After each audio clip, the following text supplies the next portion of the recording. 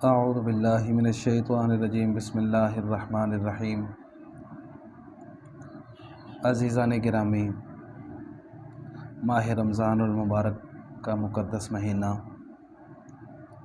بڑی عظمتوں اور شانوں والا مہینہ کچھ ہی لمحوں کے بعد، کچھ گھنٹوں کے بعد ہم سے جدا ہونے والا ہے۔ یہ جب جدا ہوگا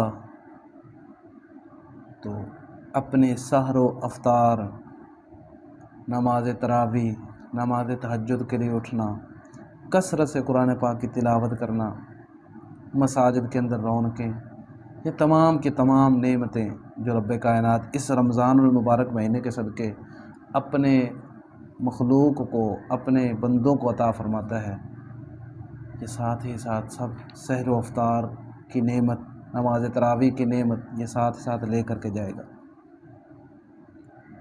تو رب کائنات کی بارگاہ میں ہم التجا کرتے ہیں، دعا کرتے ہیں کہ الہی رمضان المبارک کے اندر جس طرح ہم نے تیری توفیق سے روزے رکھے، تیری توفیق سے نمازیں ادا کی، الہی تیرے فضل و کرم سے ہم نے قرآن پاک کی تلاوت کی، مساجد کے اندر اعتکافات بیٹھے اور نماز تراویح ادا کی، نماز تراویح میں قرآن پاک خوش نصیبوں نے پڑھا اور وہ خوش نصیب جنہوں نے سنا، الہی ہمیں آخر دم تک پوری زندگی قرآن سے اور تیرے فرمان سے محبت کرنے والا بنا۔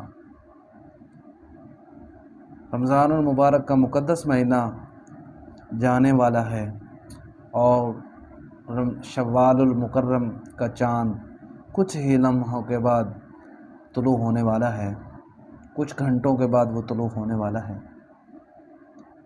تو ادھر عید کا دن سن کر، عید کا دن منانے کے لیے جو دل کے اندر خوشی پیدا ہو رہی ہے، ادھر رمضان المبارک کی جدائی کی گھڑیاں ہمیں رلا رہی ہیں۔ ادھر عید کا دن آ رہا ہے، دل کے اندر، ذہن کے اندر، قلوب و اذہان کے اندر ایک شوق بڑھ رہا ہے، عید آنے والی ہے۔ لیکن جو رمضان المبارک کی جدائی کی گھڑیاں ہیں، ان کو جب انسان یاد کرتا ہے تو دل خون کے عنصر ہوتا ہے، الہی یہ مقدس مہینہ ہم سے برکتوں والا جا رہا ہے، الہی اپنے فضل و کرم سے تیری بارگاہ میں ہم دعا کرتے ہیں کہ یہ مقدس مہینہ جب ہم سے جائے، باری تعالیٰ ہم کما حقو تیری شایان نشان عبادت نہیں کر سکے، نہ ہم صحیح معنوں میں روزے رکھ سکے، نہ صحیح معنوں میں ہم نماز ادا کر سکے، جس طرح تیری شان ہے، جس طرح تیرے محبوب کا فرمان ہے کہ نماز ایسے پڑھو جیسے تم اللہ کو دیکھ رہے ہو، اگر ایسے نہیں تو پھر کم از کم اللہ تمہیں دیکھ رہا ہے، اس خیال سے نماز پڑھو۔ الہی ہم ایسے نماز نہیں پڑھ سکے، لیکن جو اس کی بہاریں تھیں، جو رونقیں تھیں، مساجد ہماری آباد تھی، الہی ہمیں آخر دم تک ایسے اپنی مساجد آباد رکھنے کی توفیق عطا فرمائے۔ عزیزان گرامی، جس ٹاپک کو میں لے کر کے آج آپ لوگوں کی خدمت میں حاضر ہوا ہوں، اس کا عنوان ہے کہ ہم عید کیسے گزاریں، ہم عید کیسے گزاریں۔ ہمارے علاقے کے اندر، ہم لوگوں کے ذہنوں کے اندر، ہمارے ہاں یہ رواج پیدا ہو چکا ہے کہ رمضان المبارک کے مقدس مہینے کے بعد جب عید کا چاند نظر آتا ہے تو اس چاند رات کا ہم خیال رکھتے ہیں، انتظار رکھتے ہیں کہ ہم نے پہلے جا کر کے جوتا نہیں لینا، پہلے جا کر کے ہم نے صحیح معنوں میں کپڑے نہیں خریدنے، کب لیں گے؟ چاند رات ہوگی جب، جوتا کب لیں گے؟ چاند رات کو لیں گے۔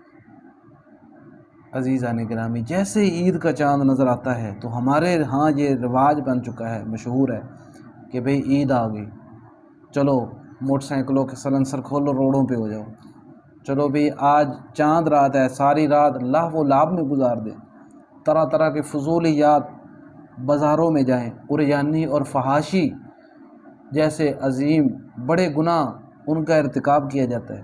عزیزان گرامی، عید کی رات اس کا مطلب یہ نہیں ہے۔ عید کی رات کو لیلۃ الجائزہ کہا گیا ہے، عید کی رات کو لیلۃ الجائزہ فرمایا گیا ہے۔ नबी अकरम नूर मुजस्सम रहमत दो आलम सल्लल्लाहु अलैहि वबारक वसल्लम ने इरशाद फरमाया कि ये लैलतुल जायज़ा है, यानी इनामात कराम पाने वाली रात। मेहनती मेहनत करता है, मज़दूर मज़दूरी करता है, तो फरमाया कि उसकी मज़दूरी की ये रात है। इनामात क्या हैं?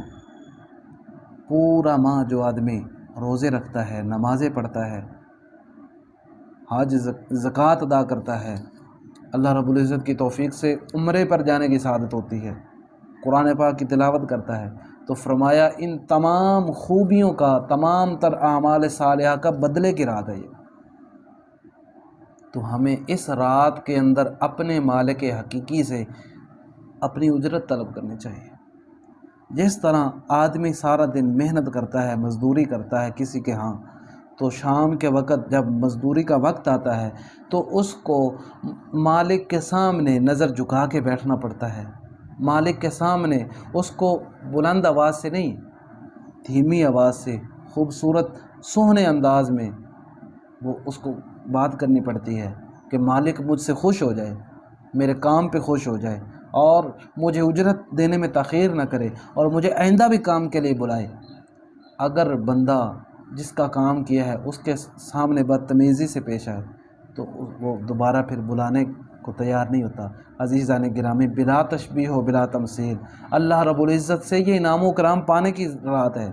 ईद की रात अपना बदला लेने की रात है। अज़ीज़ान गिरामी, ईद की रात अपनी ईदी वसूल करने की रात है। तो इसलिए हमें चाहिए कि इस रात के अंदर कसरत से रब्बे कायनात की बारगाह में रो रो के इल्तिजाए करें, गिड़ गिड़ा के दुआएं मांगे, बारी ताला हम तेरी शाया निशान इबादत नहीं कर सके, तेरी शान वराउल वरा है। बारी ताला हम तेरे महबूब पे कसरत से दरूद पाक नहीं पढ़ सके, बारी ताला आज तुझसे तेरे महबूब का वसीला देकर ये अपने गुनाहों की मुआफ़ी तलब करते, इलाही हमें माफ़ फरमा। इसका मतलब ये है, लैलतुल जायज़ा का मतलब ये है, लेकिन हमारे यहाँ इसके बरअक्स किया जाता है। अज़ीज़ान गिरामी, फिर क्या होता है, जब ईद की रात गुज़र जाती है तो ईद का दिन जब आता है तो हम उस वक्त भी अपने तरह तरह के लाभ व लाभ के अंदर गुजार देते हैं। मिसाल के तौर पर हमारे यहाँ ये मशहूर होता है कि जब ईद का दिन आएगा तो उस दिन हमने मुर्गों की लड़ाई करानी है। जब ईद का दिन आएगा तो हमने तितरों की लड़ाई करानी है। जब ईद का दिन आएगा तो हम कबूतरों की बाजी लगाएंगे। जब ईद का दिन आएगा तो हम कुत्तों की लड़ाई कराएंगे। जब ईद का दिन आएगा तो हम मोटरसाइकिलों के सलेंसर खोल कर उनकी रेस लगाएंगे। अज़ीज़ान गिरामी, ईद का दिन ये नहीं है, ईद का मतलब ये नहीं है। सुने, नबी अकरम सल्लल्लाहु अलैहि वसल्लम इरशाद फरमाते हैं, जब ईद का दिन होता है तो अल्लाह रब्बुल इज़्ज़त ऐलान आम फरमाता है, ऐ मेरे बंदो, मुझसे सवाल करना है जो करो मुझसे। जो मुझसे दुनिया तलब करेगा, मेरी इज़्ज़त व जलाल की कसम, महबूब फरमाते हैं रब्बे कायनात ने अपने इज़्ज़त व जलाल की कसम इरशाद फरमाया मुझे मेरी इज़्ज़त व जलाल की कसम, आज के दिन अगर कोई बंदा मुझसे बख्शिश तलब करेगा, दुनिया तलब करेगा तो मैं उसे दुनिया अता फरमाऊँगा, और जो आखिरत तलब करेगा मैं उसे आखिरत अता फरमाऊँगा। मेरी इज़्ज़त व जलाल की कसम, अगर कोई बंदा मुझसे आज रिज़्क़ की फरावानी तलब करेगा तो मैं उसके रिज़्क़ के अंदर कुशादगी पैदा कर दूँ। अल्लाह रब्बुल इज़्ज़त के महबूब ने फरमाया कि अल्लाह रब्बुल इज़्ज़त फरमाता है, मुझे मेरी इज़्ज़त व जलाल की कसम, मेरे बंदों मुझसे मांगो तो सही, मैं तुम्हारी हाजत तलब करूँ। अगर मैं इसको अपने लफ्ज़ों में यूँ कहूँ कि अल्लाह की रहमत हमारे सवाल का इंतज़ार कर रही होगी कि मेरे बंदों कब तुम मुझसे सवाल करो तो मैं तुम्हारा सवाल करूँ।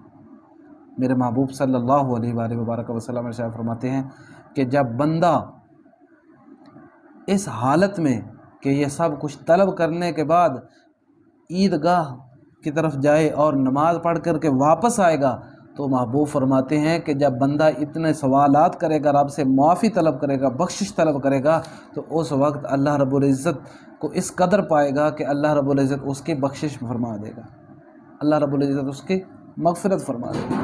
तो इसलिए हमें ज़्यादा से ज़्यादा मालिक हकीकी से ईद वाले दिन ईदी तलब करनी चाहिए। देखिए ना, हम अपने वालिदैन से ईदी लेते हैं, अपने बहन भाइयों से ईदी लेते हैं, तो ईद के दिन रब्बे कायनात से ईदी लेने का दिन है।